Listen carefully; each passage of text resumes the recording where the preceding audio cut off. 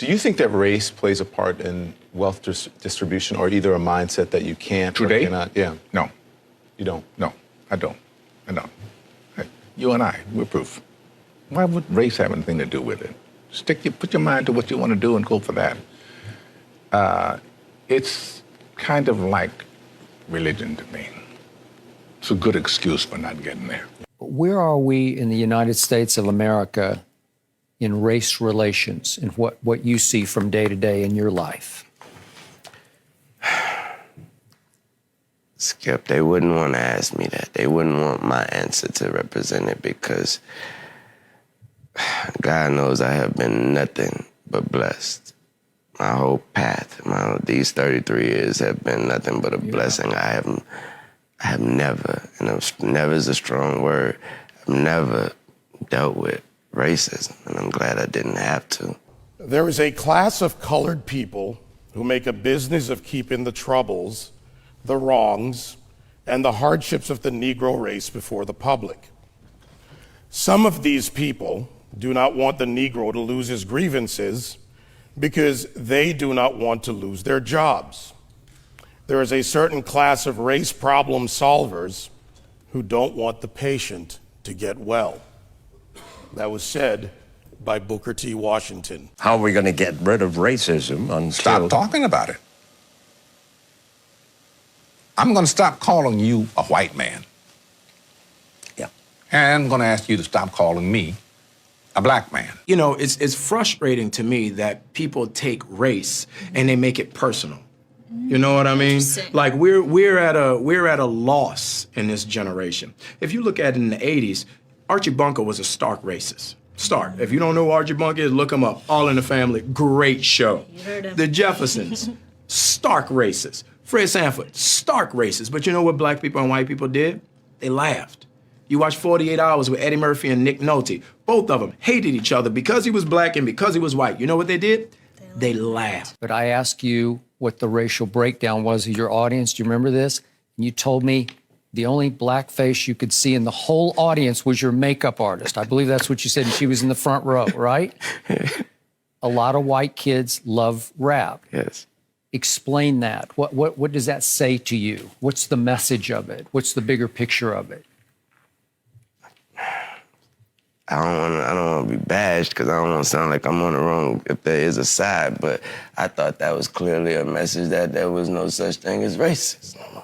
That's what I thought that was. You know, I said, and it's probably get me in trouble, but I said to some of my colleagues recently, so I know that it's an issue, but it seems like every single day on television I'm talking about race, and it's because of the news cycle, it's in the news, but sometimes I get so tired of talking about it, I want to just go, this is over, can we move on? And if you talk about it, it exists. Right.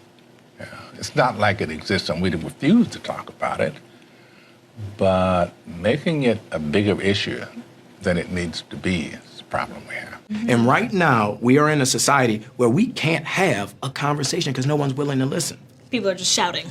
People are just Whatever they shouting. think. People are walking down the street, hashtagging everything, but no one's listening. Using wrong examples to present an argument leads us nowhere forward. I understand the emotion, and I respect my opposition, but when you go into the areas of making false charges and living in the past, you do not address the issues of the present. And, you know, incarceration rates in America has been a problem, especially as opposed to minorities. And Roman delves into the issues around the legal system. Do you think we've made any headway in the legal system? I think it's more important to make headway in our own house. By the time the system comes into play, the damage is done. They're not locking up 7-year-olds. In the 1960s, 80+% of blacks were two-parent homes. Today, that is reversed completely the other way. I was in Chicago a couple of 3-4 weeks ago, and we saw these little kids on bikes with masks on the side of their head, like 5 or 6 of them. And the driver said, yeah, they're little yummies. I said, who? He said, little yummies. Look up, Google Lil Yummy. Lil Yummy was an 11-year-old murderer. Wow. And you look at his picture, you'll see the headshot of him, and he's like this. And he got murdered at 11 by a 14-year-old. Wow. Who's doing life now, and a 16-year-old. That makes no sense. You blame the system.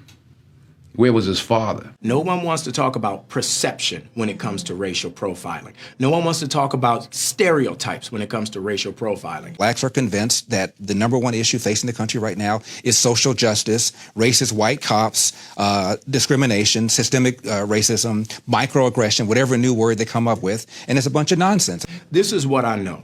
I'm a certified scuba diver. My first day of class, they told me this. When you're in shark-infested waters, everything in that water is considered a threat until proven otherwise.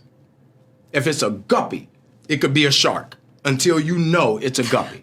And I think as black men, we need to realize we're in shark-infested waters. And if we don't sit our young men down and we don't talk to them about perception, and we don't talk to them about stereotypes, we're doing them a huge disservice. It starts in the house. It starts in the home.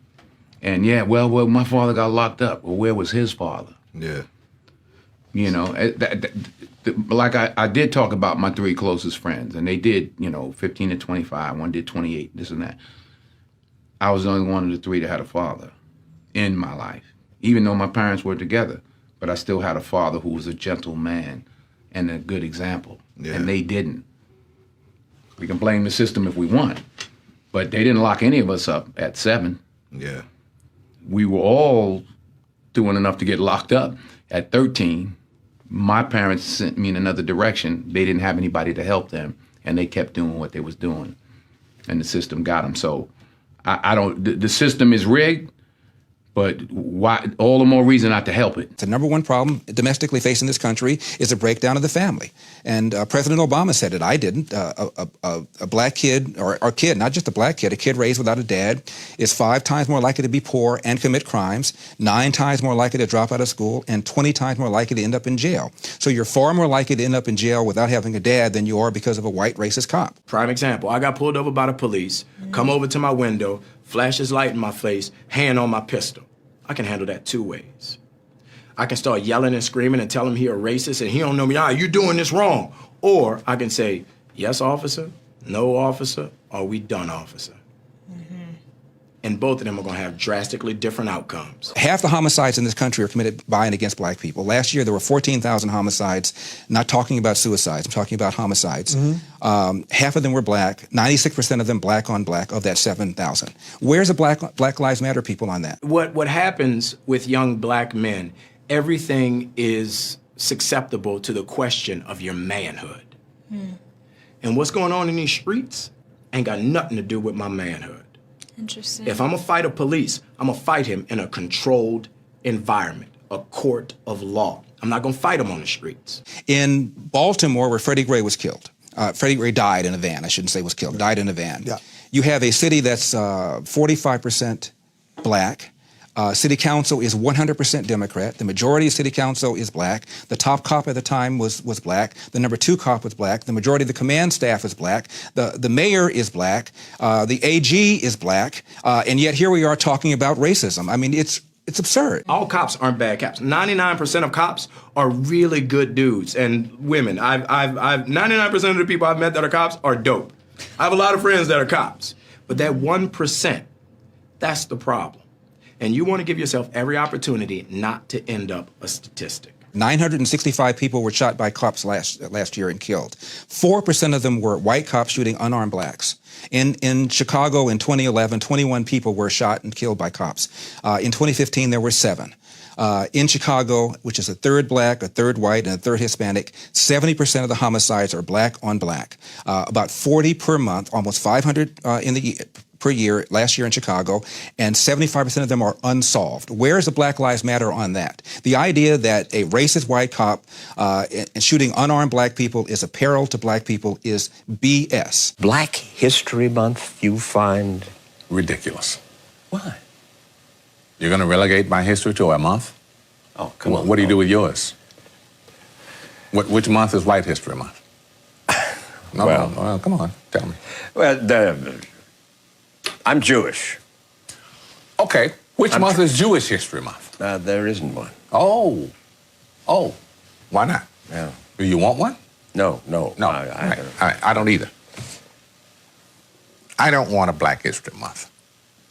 Black history is American history. Abraham Lincoln, as my colleague said, fought a war to preserve the Union. That republic allowed for the people of the United States, under our Constitution, to amend it, therefore removing slavery and then moving forward to the Voting and Civil Rights Act and also the suffrage movement for women.